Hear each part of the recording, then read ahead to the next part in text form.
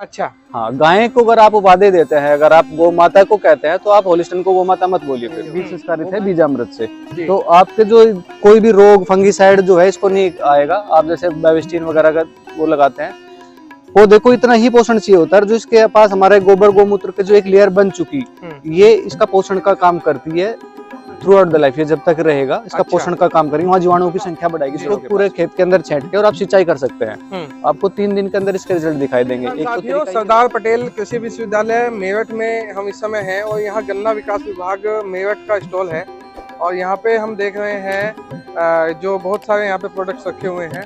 तो यहाँ पे आके देखते हैं कि ये जो इन्होंने दवाइयाँ तैयार की हुई हैं इनके बारे में जानकारी लेते हैं। आपका शुभ नाम? उपेंद्र आर्य। उपेंद्र आर्य, आप कृषक हैं जी। तो इसके बारे में बताइए सर, ये जो दवाइयाँ आपने यहाँ पे तैयार कर रखी है ये क्या है और क्या इनका रोल है, कैसे काम करती है जी? ये क्या है जी? ये फफूंदीनाशक है जो हम प्राकृतिक खेती में इसको इस्तेमाल करते हैं जी। ये देसी गाय की छाछ है जिसमें हमने कॉपर के साथ उसको फर्मेंट कर लेते हैं जी। जी, उसको आप लगभग 3 दिन तक तो आप रख ही सकते हैं, कम से कम 3 दिन आप उसको रखें और उसके बाद आप इसको फसल पे इस्तेमाल करें। तो एक तरह से बहुत अच्छा फफूंदीनाशक है। तो क्या इसका तैयार क्या करने की क्या विधि है? उसके तैयार करने की विधि यही है, आप देसी गाय का छाछ लें, छाछ में आपने तांबा डाला, आप जैसे 100 लीटर छाछ है तो उसमें लगभग 250 ग्राम तांबे का औसत आता है, आप उसी रेशियो में डाल सकते हैं। ठीक है। तो इसको फर्मेंट होने दीजिए और इसको फिर 3.5 से 5% तक, वो फसल के ऊपर निर्भर करता है किस फसल पे हम कितना डाल रहे हैं, तो 3.5 से 5% तक का हर फसल पे स्प्रे दे सकते हैं। और फफूंदीनाशक बहुत अच्छा है। तो किस किस रोग पे ये काम करती है? ये फफूंदी से संबंधित जो भी रोग हैं, प्लस ये नाइट्रोजन पूर्ति भी करता है। अच्छा। हाँ, ये नाइट्रोजन का भी काम करता है फसल के अंदर जी जी। तो अगर आप इसका रेशियो बढ़ा लेते हैं, आप इसको मतलब 4 से 6%, 8% तक ले लेते हैं तो आपकी नाइट्रोजन की भी पूर्ति साथ साथ करेगा। तो पोका बोइंग वगैरह जैसे जो रोग होते हैं, हाँ, उसके लिए अलग है। ये फफूंदीनाशक है, उसके लिए आप 10 पनियार्क जो हमारा बनता है, आप 10 पनियार्क पे जा सकते हैं। ये हमारे दूसरे हैं, ये 10 पनियार्क है जी। 10 पनी मतलब 10 पत्ते, मतलब ऐसे 10 पत्ते जिसको देसी गाय ना खाती हो। प्लस उसके साथ ऐसे भी पत्ते हैं जैसे नीम है, कॉमन, ये दवाइयों में इस्तेमाल होता है, तो आप वो भी इस्तेमाल कर सकते हैं। जबकि गाय उसको खाती है तो ये अपवाद में है चीजें। तो 10 पनियार्क वही है। आप गौमूत्र में ये 10 ऐसे पत्ते डाल लीजिए। जैसे कि कुछ बताएंगे आप इसके बारे में? जैसे इसमें आपने गौमूत्र लिया, गौमूत्र में आपने अरंड डाला, पपीता डाला, नीम डाला और आपका धतूरा, तो इस तरह की पत्तियां डाल सकते हैं। 10 पत्तियां ऐसी जिनको गाय ना खाती, जिसको गाय ना खाती, कोई भी 10 आप आंख ले सकते हैं, धतूरा ले सकते हैं। अच्छा। तो कोई भी 10 पत्तियां ले सकते हैं और इसको साथ इसको फर्मेंट होने दे। तो इसमें मतलब गौमूत्र के साथ? गौमूत्र के साथ जी। इसका एप्लीकेशन का क्या तरीका है? इसको एप्लीकेशन करने के लिए इसको 3 से 5% तक का इसमें स्प्रे होता है। आप 3 से 5%? 3 से 5%। जो छोटी हल्की फसलें हैं तो उस पे आप 3% ले, गन्ने जैसी फसल है, गेहूं है, ये 5% तक का झेलती है। तो किस किस फसल पे इसका प्रयोग किया जा सकता है? आप सभी फसल पे इसका इस्तेमाल कर सकते हैं जी। आप प्राकृतिक खेती करते हैं, कितने लंबे समय से आप इसका प्रयोग कर रहे हैं? मैं 8 सालों से इसका इस्तेमाल कर रहा हूँ और 8 साल मुझे प्राकृतिक खेती करते हो गए। मेरा अपना 50 बीघा जमीन में मैं कर रहा हूँ। हाँ, तो उसके बहुत अच्छे रिजल्ट्स हैं। तो ये किस किस मतलब खास कुछ ऐसे लोग जो किसान भाई जिनको जानते हो, जिनके बारे में वो इसका प्रयोग कर सकते हो? देखो, सबसे बड़ी समस्या आती है, एक टाइम आता है जिसपे हम कहते हैं ना, अब ये टॉप बोरर जो आ जाता है, टॉप बोरर में इसका बहुत अच्छा रिजल्ट है। टॉप बोरर का पक्का इलाज आप देख रहे हैं और एक चवन्नी भी आपकी जेब से खर्च होने वाली नहीं है। प्रकृति ने जो कुछ आपको दिया है उसी से आप लेके वापस प्रकृति को दीजिए, बिना कोई पैसा खर्च किए हुए। टॉप बोरर जैसे रोग आपके जी इसी से हट जाते हैं। इसी से हट जाएंगे जी। इसको रिपीटेडली यूज करना है। इसका रिजल्ट जो है 20 से 25 दिन का इसका रिजल्ट होता है जी।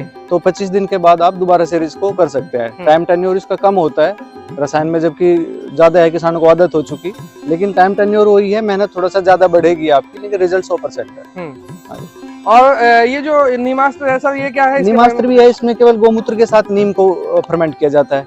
नीम मतलब छाल या पत्ते? क्या पत्ता, नीम को पत्ते को आप कूट के और गौमूत्र के साथ फर्मेंट कर लीजिए। आपको इंस्टेंट यूज करना है तो उसके साथ उसको बॉईल कर लीजिए, नहीं तो 15 दिन लगेंगे इसको तैयार होने में जी। तो उसको छान के और इसको आप स्प्रे दे सकते हैं। इसमें जैसे छोटे जो कीट होते हैं, छोटा कीट को हटाने के लिए हमें केवल इसमें कीट रोधक हम इस्तेमाल कर रहे हैं, ये नाशक नहीं है। 10 पर्णी है, निमास्त्र है, अग्नियास्त्र है, ये नाशक नहीं है, कीटनाशक नहीं है, ये कीट रोधक है। हमें केवल टेस्ट चेंज करना है कीट का। हर कीट का अपना टेस्ट है, पर्टिकुलर फसल में इसलिए आता है, हर कीट अलग है। हम उसका केवल स्वाद चेंज करना है, और उसका स्वाद चेंज होगा तो वो रोधक हो जाएगा, मतलब हमने रोधा उसको रोक लिया वहां से आने से, तो ये कीट रोधक का काम करते हैं। तो बहुत अच्छी जानकारी आपने यहाँ पे दी है उपेंद्र जी। इसके अलावा कुछ और भी प्रोडक्ट्स आपके स्टॉल पे यहाँ जी रखे हाँ, हुए हैं? बहुत इसके सारे बारे में प्रोडक्ट्स क्या है। बताइए? ये घनजीवामृत है जी जैसे गाय का गोबर, देसी गाय का अगर मैं बोलता हूँ तो देसी गाय से मतलब है, क्योंकि इसमें जीवाणुओं की बहुत अच्छी संख्या होती है। नहीं, जो ये अमेरिकन गाय है, ये गाय नहीं है? नहीं, गाय जैसा पशु है। अच्छा। हाँ, गाय को अगर आप उपाधि देते हैं, अगर आप गौ माता को कहते हैं तो आप होलिस्टन को गौ माता मत बोलिए फिर। वो गाय जैसा दिखने वाली एक पशु है, जैसे नील गाय। जैसे नील गाय भी एक गाय है। हाँ। ठीक है जी, लेकिन वो गाय नहीं है। हाँ, मतलब नाम है उसका। हाँ, तो होलिस्टन जो है तो लैब एक कृत्रिम पशु है, ये प्राकृतिक पशु भी नहीं है। तो ये मैं जहाँ पे गाय की बात करता हूँ तो देसी गाय से मेरा। तो ये घनजीवामृत कैसे तैयार किया जाता है और इसका क्या तरीका है, क्या इसका फायदा है? हाँ, सबसे पहले तो कुछ बताइए जी। सबसे पहले तो मैं ये बता देता हूँ, घनजीवामृत बनाने के में मतलब देसी गाय का इस्तेमाल करना है, क्योंकि इसमें जीवाणुओं की बहुत अच्छी संख्या होती है। 1 ग्राम गोबर में 300 करोड़ जीवाणु है। अगर होलिस्टन में जाओगे तो कुल 70 लाख, तो कहाँ 70 लाख कहाँ 300 करोड़, तो इतना डिफरेंस यहीं पे आ जाता है। प्लस इसके अंदर जो बहुत सारी चीजें होती हैं, जैसे देसी गाय में सूर्य केतु नाड़ी होती है, तो सूर्य केतु नाड़ी के कारण ये सूर्य का बहुत अच्छा मतलब उसके अंदर एक बॉडी के अंदर जो प्यूरिफिकेशन का काम होता है, तो बहुत सारे रोगों को वहीं से खत्म कर देता है। वो इसके अंदर होती है वो चीजें जी। तो इसमें आप 1 कुंटल गोबर ले सकते हैं। 1 कुंटल गोबर में आप 2 से 3 किलो 4 किलो तक भी आप गुड़ घोल के उसमें आप मिला सकते हैं, बेसन मिला सकते हैं, और गोमूत्र, मतलब जिस तरह से हमने वो जीवामृत बनाते हैं, लिक्विड में बनाते हैं, तो उसी से सॉलिड फॉर्म में है। आप इसको ढक के रख दीजिए जूट के बोरे से। 15 दिन के बाद इसमें दोबारा से इसके कस्सी से इसको पलटा दे दीजिए। पलटा दे के फिर आप इसको सुखा के रख लीजिए।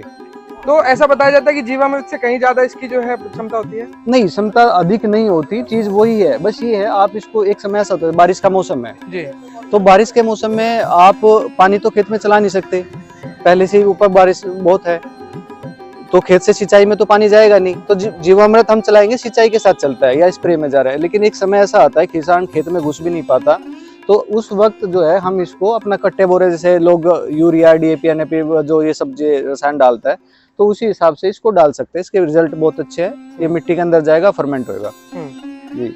ये जो यहाँ पे रखा है, ये क्या है, इसके बारे में? ये बीजामृत है जी। ये बीजामृत है, ये बीज को संस्कारित करने के लिए होता है। ये गोमूत्र और गोबर का मिश्रण होता है। मतलब ये थोड़ा थिक फॉर्म में है, मतलब लिक्विड नहीं है? हाँ, थिक फॉर्म में है। इसमें जो है गोमूत्र होता है, गोबर होता है, 1 बराबर रेशियो में। इसके साथ आप 10 ग्राम प्रति किलो के हिसाब से रेशियो में चूना भी डाल सकते हैं इसके अंदर। अच्छा, उसको क्या काम करेगा? चूना डालने से ये फायदा है कि आपको फंगिसाइड का काम करेगा, और परमानेंट आपका 90% ऑफ बैटल जो किसान का होता है वो यहीं से डन हो जाता है। आपको 90% फसल का जो होता है आपने यहीं से कर लिया, अगर आप बीज को संस्कारित कर रहे थे। ये बीज संस्कारित किया हुआ। तो ये कैसे तैयार किया जाता है, कुछ शॉर्ट में बताएंगे? हाँ, शॉर्ट ये बताया ना मैंने, गोमूत्र लेंगे, गोबर लेंगे, एक इक्वल रेशियो में ले लेंगे, ठीक है जी। इसको कम डेंसिटी हम बढ़ा सकते हैं, हमें यूज करने के ऊपर है। प्रति किलो 10 ग्राम के हिसाब से आप चूना डाल लो इसमें, और इसको मिश्रण बना के और इसको लेप कर लीजिए आप, जो भी आपका बीज है, इसको फिर छांव में रख दीजिए सूखने के लिए। तो गन्ने के अलावा और फसलों में भी सभी कोई भी बीज जो है हम इसमें संस्कारित कर सकते हैं, कोई भी बीज। बस ये कंडीशन ही है, उसको उसमें मिलाने के बाद आप छांव में रख दो कुछ समय के लिए, सुखाने के लिए कच्ची जगह पे रख दो, तो उसका मॉइस्चर जल्दी सूख जाएगा। और जब वो फेंकने लायक, छेंटने लायक हो जाए या अलग अलग उसका दाना दाना हो जाए, तो उस वक्त आप उसको बीजा सकते हैं। बहुत अच्छी जानकारी आपने यहाँ उपेंद्र जी किसान भाइयों को दी है। और वास्तव में देशी गाय, किसान साथियों, मैं कहता हूँ कि एक देशी गाय, इस तरह के प्रमाण भी मिलते हैं साहित्य में कि एक देशी गाय 30 से 40 एकड़ तक का जो है किसानों की कॉस्ट कवर कर सकती है जी, खेती की लागत घटा सकती है जी। और देशी गाय का जो गोमूत्र है, यदि केवल देशी गाय के गोमूत्र का ही प्रयोग करना हो तो किस तरह से किया जा सकता है? देखो, देशी गाय का अगर हमें गोमूत्र का इस्तेमाल करना है, इसके कई तरीके होते हैं। आप देशी गाय के मूत्र में शाम के समय आप मूत्र लीजिए। 1 एकड़ के लिए मैं आपको एक आंकड़ा दे देता हूँ। आप इसमें 10 लीटर मूत्र लीजिए, इसमें 4 किलो आप गुड़ डाल दीजिए और उसको उसमें अच्छे से मिला लीजिए। आप शाम को रख दो उसको मिला के, सुबह इसको आप या तो घनजीवामृत में या रेत में मिला के इसको पूरे खेत के अंदर छेंट के और आप सिंचाई कर सकते हैं। आपको 3 दिन के अंदर इसके रिजल्ट दिखाई देंगे। एक तो तरीका ये हुआ गोमूत्र का, डायरेक्ट ही हो गया ये भी। दूसरा ये है, आप गोमूत्र को आपकी स्प्रे टैंक में डालिए और ये 5-7% तक भी चल जाएगा, कोई दिक्कत वाली बात नहीं है इसमें, क्योंकि इसमें नुकसान कुछ नहीं है। गोमूत्र जितना पुराना हो इतना अच्छा, इसकी एक्सपायरी डेट भी कुछ नहीं है। ठीक है जी। तो आप अपने स्प्रे टैंक में डालिए और स्प्रे कर दीजिए, तो आपका नाइट्रोजन का भी काम करेगा, फंगीसाइड का भी ये काम करेगा, ऑल पर्पज करता है, आपका एक माइक्रो न्यूट्रिएंट्स का भी काम करता है। बहुत बढ़िया जानकारी आपने उपेंद्र जी किसान भाइयों को दी है।